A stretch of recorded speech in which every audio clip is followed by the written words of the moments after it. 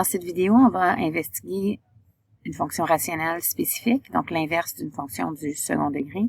Ici, on voit une fonction du second degré.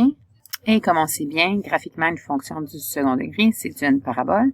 Si je fais donc l'inverse de la fonction du second degré, on obtient quelque chose comme ceci, qui, en fait, c'est une sorte de fonction rationnelle. Alors, allons explorer la fonction inverse d'une fonction du second degré, la plus simple, celle-là étant 1 sur x carré. Alors, je t'invite à représenter graphiquement cette fonction pour ensuite remplir la deuxième colonne de ce tableau. Alors, appuyez sur pause, faites le graphique de cette fonction et puis remplissez la deuxième colonne. Donc, identifiez votre résultat, créez un tel tableau. Alors, si je regarde 1 sur x carré, graphiquement, on peut voir que à y égale 0, on a une asymptote horizontale. Donc, ma fonction ne va jamais toucher cette ligne. Quoi qu'elle fasse, elle va l'approcher. Alors, maintenant, si on parle du comportement à l'infini, on parle de ce qui se passe à notre fonction près de plus ou moins l'infini. Alors, ici, lorsqu'on approche moins l'infini, on voit que notre fonction approche 0. Même chose des deux côtés, en fait. Maintenant, si on parle de restriction, on peut démontrer, en fait, algébriquement nos restrictions. Donc, puisque j'avais f de x est égal à 1 sur x au carré, je sais algébriquement que mon dénominateur ne peut pas être égal à 0. Donc, x au carré ne peut pas être égal à 0, qui se simplifie, en fait, à tout simplement x ne peut pas être égal à 0. Alors, quand on travaille avec les fonctions rationnelles, puisqu'on a des variables au dénominateur, c'est important de constater qu'il y aura des discontinuités dans nos graphiques à ces moments-là. Donc, c'est important d'inspecter nos restrictions. Maintenant, si on parle du comportement aux restrictions, donc, puisque j'avais une seule restriction, x ne peut pas être égal à 0, si je regarde ce qui se passe, donc, lorsque x approche 0 par la gauche, donc, si je viens par la gauche, on peut voir que le graphique va approcher plus l'infini, puis en fait, ça va être la même chose de l'autre côté. C'est la même chose si j'approche par la droite. Donc, dans les deux cas, on approche plus l'infini. On conclut donc qu'on a, donc avec la restriction, puis avec les comportements à la restriction, on peut visualiser, même si on n'avait pas le graphique, même si on n'avait pas utilisé la technologie, on pourrait visualiser en fait que j'ai une asymptote verticale et que mon graphique passerait tout près de cette asymptote verticale des deux côtés. Alors, algébriquement déterminant les restrictions et en inspectant le comportement de restriction, on peut conclure qu'on a une asymptote verticale à x égale 0. Donc, x égale 0 étant la droite verticale représentant l'axe des y. Donc ici, si je trace x égale 0, on voit bel et bien une asymptote verticale. Maintenant, pour les coordonnées à l'origine, on voit qu'il n'y en a pas. Donc, c'est sans objet ici, puisque ma fonction f de x ne croise pas l'axe des x et ne croise pas non plus l'axe des y. Maintenant, par rapport au domaine et l'image, on va dire que x et y appartiennent à l'ensemble des nombres réels. Pour x, si on regarde bien, ça pourrait être n'importe quoi sauf 0. C'était là qu'on avait notre asymptote verticale. Et pour le y dans cet exemple-ci était toujours positif, donc par-dessus l'axe des x. Alors, par-dessus, y est plus grand que 0. Maintenant, dans la troisième colonne de notre tableau, on avait écrit observation, conclusion. On va faire ça après. J'aimerais qu'on inspecte une deuxième fonction inverse de fonction du second degré, donc ce type de fonction rationnelle, avant de tirer des conclusions. Donc, faisons le même tableau. Cette fois-ci, pour g de x est égal à 1 sur x moins 2 fois x plus 1. Donc, notre fonction du second degré au dénominateur, elle est déjà factorisée pour nous. Appuie sur pause, fait le graphique et remplit le tableau. Alors, c'est pas mal beau comme fonction, comme on peut voir ici. On observe ici qu'on a une asymptote horizontale aussi à y égale 0. Donc, si je me rapproche plus près alors, de la fonction, on verrait que la fonction va approcher Bon, j'ai pas mon zoom. Mais on pourrait aller jouer plus près, puis on verrait en fait que ça touche jamais l'axe des X, la fonction rouge. J'ai donc une asymptote horizontale à Y égale 0, ce qui en fait est déterminé par ma deuxième rangée. On aurait peut-être dû mettre la deuxième rangée avant la première, parce que c'est ce qui nous permet en fait de conclure qu'on a une asymptote horizontale. C'est quand on regarde le comportement à l'infini. Maintenant, on va voir les restrictions. Donc, algébriquement, on sait que mon dénominateur ne pourrait pas être égal à 0. Donc, puisque c'est déjà sous forme factorisée, c'est quand même assez facile d'aller trouver les zéros des dénominateurs ici. Alors, ce serait quand x est égal à 2 et quand x est égal à 1. OK? Ou en fait, puisqu'on parle de restriction, on va dire que ça ne peut pas être égal. OK? Alors, pourquoi? Parce que le dénominateur ne peut pas être égal à 0. Alors, si on va écrire nos restrictions, x ne peut pas être égal à 2 ou x ne peut pas être égal à 1. Alors, si on va regarder ce qui se passe aux restrictions, on aura donc deux endroits à investiguer. Donc, j'avais mon copier-coller de tantôt, mais cette fois-ci, ce n'est pas à 0, mais c'est plutôt à... on va commencer avec 1. Donc, je vais voir ce qui se passe à 1 par la gauche et qu'est-ce qui se passe lorsque x approche 1 par la droite. En fait, j'espère que vous avez vu qu'il y avait une erreur ici. C'est pas 1, mais c'est moins 1. Donc, j'approche moins 1 par la gauche et moins 1 par la droite. OK, donc ici, quand j'isole, j'obtiens que x ne peut pas être égal à moins 1. Alors, si on retourne dans notre graphique, si je regarde tout près de moins 1, donc lorsque x égale à moins 1, si je tape l'équation de cette droite verticale, on la voit ici en noir, là. Quand j'approche moins 1 par la gauche, donc je suis à la gauche de moins 1 et j'approche, on voit que j'approche donc plus l'infini. Donc, je peux juste écrire l'infini, et si j'approche moins 1 par la droite, la fonction approche moins l'infini. On n'a pas fini les comportements aux restrictions parce qu'on avait une deuxième restriction, mais en fait, je peux conclure que j'ai ici une asymptote verticale à x est égal à moins 1.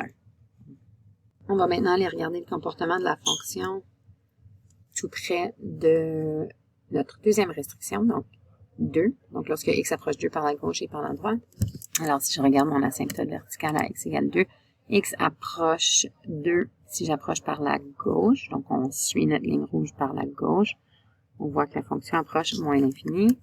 Et puis, c'est plus l'infini.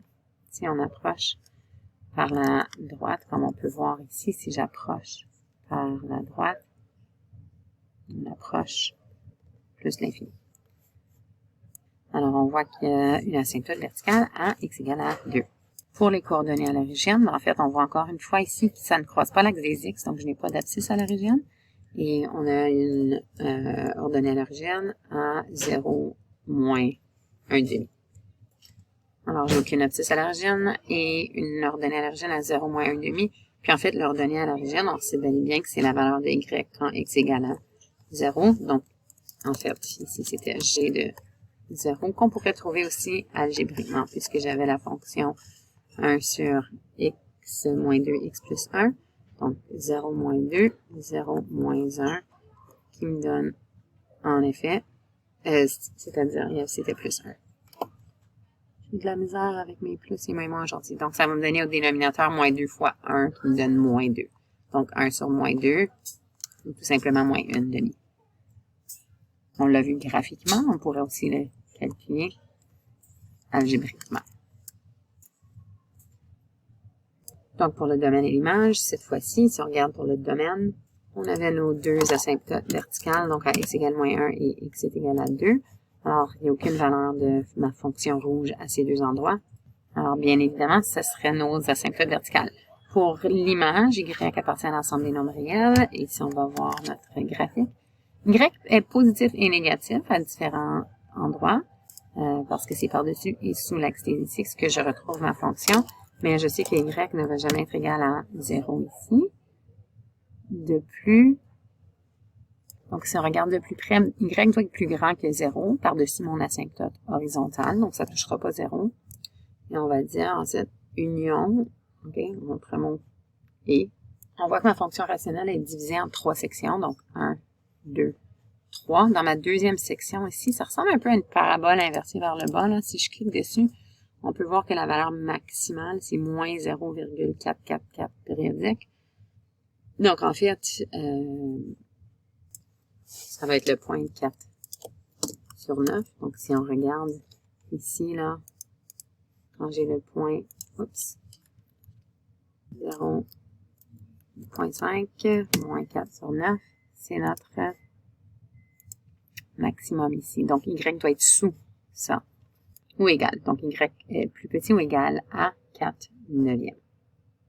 Alors, ce symbole surligné en vert, là, le U, ça veut dire Y est plus grand que 0, union, Y plus petit ou égal à 4 neuvièmes. Union, en autre mot, en fait, c'est ou. Donc, Y est plus petit ou égal à, plus grand que 0, désolé, ou Y est plus petit ou égal à 4 neuvièmes. Si tu voulais remplacer ça par le mot ou, ce serait correct aussi. Alors, on va créer les mêmes tableaux encore une fois, en fait, encore 2 fois pour 2 autres fonctions. Donc, je vous donne tout de suite les 2 autres fonctions.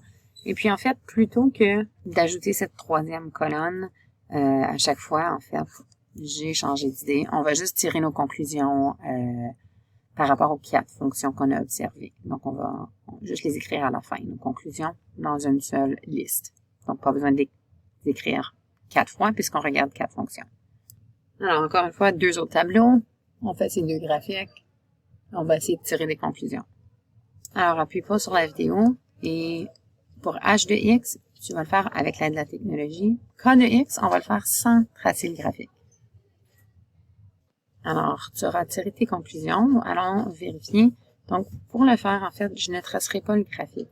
Pour savoir mon asymptote horizontal, ce que je vais faire, en premier, c'est que je vais aller voir le comportement à l'infini. Alors, lorsque x approche moins l'infini, donc si je mets une très, très grande valeur à l'intérieur de cette parenthèse ici, je peux conclure juste algébriquement que h de x va approcher. Donc, ce sera mon dénominateur, là, très, très grande valeur positive au carré. Donc, ça va me donner une très, très grande valeur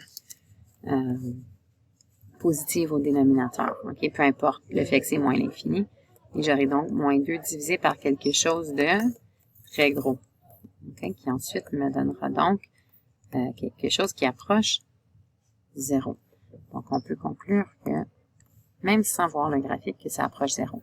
Même chose si je mets plus l'infini ici, puisque j'avais ce exposant 2, on va approcher quelque chose de très gros. Puis, c'est le cas pour toutes nos fonctions qui sont des inverses du second degré à cause de cet exposant 2 ici. Donc, j'aurai, encore une fois, une asymptote horizontale à y égale 0. Pour m'aider à identifier où se trouvent les asymptotes verticales, je vais d'abord trouver mes restrictions. Donc, on aura que x moins 1 au carré ne peut pas être égal à 0. Donc, bien évidemment, ça c'est quand x moins 1, si je faisais la racine des deux côtés, x moins 1 ne peut pas être égal à 0. Donc, x ne peut pas être égal à 1.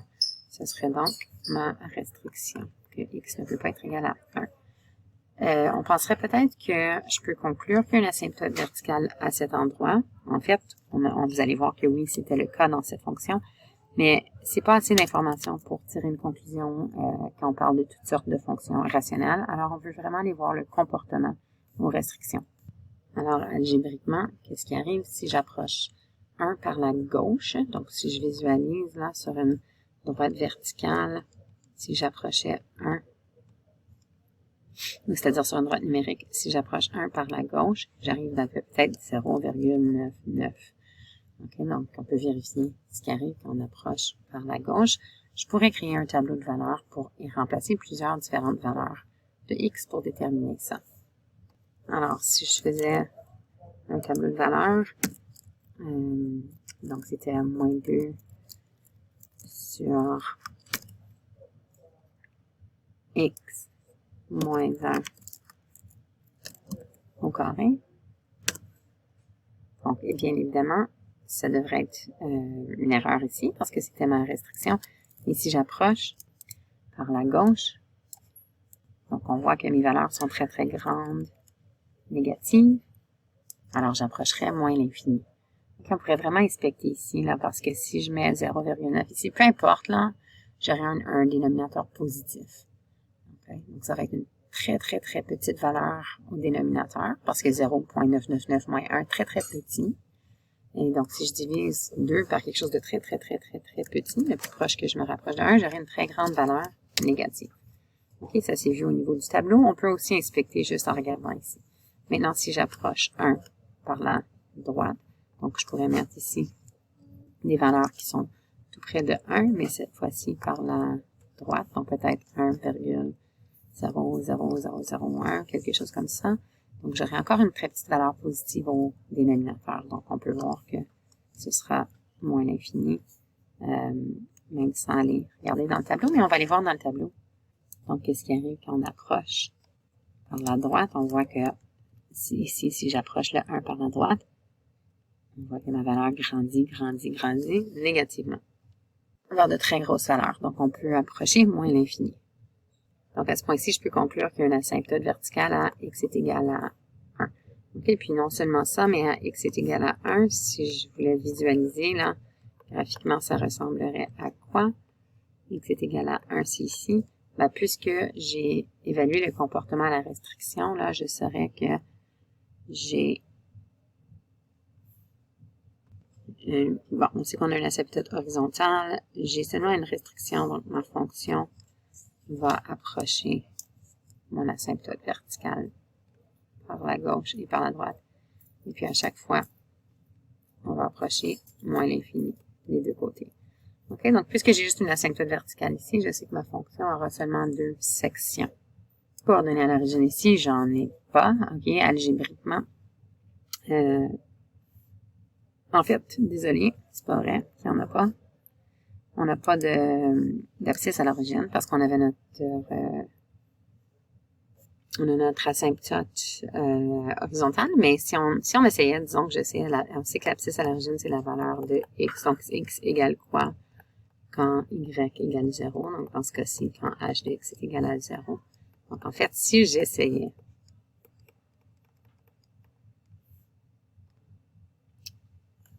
là, je me rendrais à ce point-ci, là, tout en, je sais que x ne peut pas être égal à moins 1, c'est-à-dire 1. Mais en fait, le but, c'est vraiment de voir ici, là, pour isoler mon x, j'irai prendre la racine carrée, et puis j'aurai x moins 1 est égal à la racine carrée de moins 2. Déjà, là, on peut voir qu'il n'y aura aucune racine réelle ici, là, ce qui me conclut algébriquement, l'algèbre ne va pas mentir. On savait déjà qu'il n'y avait pas d'abscisse à l'origine à cause de notre asymptote horizontale, puis les propriétés générales de fonctions rationnelles de tel type, mais l'algèbre ne va jamais mentir. Okay? Donc, aucune abscisse à l'origine. Et puis, pour l'ordonnée à l'origine, donc, tu l'aurais probablement vu graphiquement. Ici, on essaye de le faire sans le graphique, parce que c'est comme ça qu'on va faire le cas de x, notre prochaine fonction. Alors, l'ordonnée à l'origine, c'est là où mon graphique croise l'axe des y. Donc, y est égal à quoi quand x est égal à 0. Donc, en d'autres mots, ici, c'était h. h de x est égal à quoi quand x égale 0. Donc, en d'autres mots, h de 0. Donc, h de 0, ça va me donner moins 2. On avait sur x moins 1 exposant 2. Donc, on va substituer 0 ici, ce qui va me donner, j'ai un dénominateur de 1 moins maintenant. Donc, ça va me donner moins 2. Donc, j'aurai une ordonnée à l'origine au point 0, moins 2. Maintenant, pour le domaine et l'image, si je me réfère pas au graphique, en fait, je sais que dans ma fonction, j'avais seulement 2 segments parce que j'avais juste une asymptote horizontale. Donc, si j'ai juste 2 segments, puis je sais que on avait observé que mes valeurs approchaient moins l'infini de chaque côté. Donc, la meilleure façon de déterminer le domaine et l'image, c'est vraiment à partir des informations qu'on a, d'aller faire une esquisse rapide. Fait que je sais que à x est égal à 1, j'avais mon asymptote verticale. Je sais que j'ai une asymptote horizontale. Je sais que mon graphique va croiser à moins 2 l'axe des y. Donc, j'avais ceci. OK. Donc, Voilà. Puis on avait vu que lorsque x approche moins l'infini, on approchait 0. Donc, ma fonction va ressembler à quelque chose comme ça. Okay, donc, en faisant une esquisse, là, ça nous permet vraiment de déterminer le domaine de l'image. Bon, j'ai fait mon esquisse vraiment vite. Là, c'est important que ça ne croise pas ici, là, notre axe des x. Okay? Donc, le domaine, ça va être que x peut être n'importe quoi. Donc, x appartient à l'ensemble des nombres réels tels que x ne peut pas être égal à 1, tandis que l'image, dans ce cas-ci, on n'avait pas 3 segments, on en avait tout simplement 2. Donc, en regardant mon esquisse que j'ai tracé, je vois clairement que y appartient à l'ensemble des nombres réels tels que y est plus petit que 0. Okay? Pensez aux transformations aussi, ça ressemble un petit peu à... bon, on voit qu'il y a une réflexion là, de notre fonction de base. La fonction de base étant celle-ci, là, si j'avais un coefficient négatif, bien évidemment, on a une réflexion par rapport à l'axe des x, donc ce serait logique. Alors finalement, le k de x, donc la fonction k de x qu'on avait déterminée tantôt, allez faire le même tableau pour celui-ci, essayez de le faire sans faire le graphique. Okay? Donc on ne fait pas le graphique, et on va remplir le tableau, et ensuite tirer des conclusions. On va discuter de tout ça en salle de classe.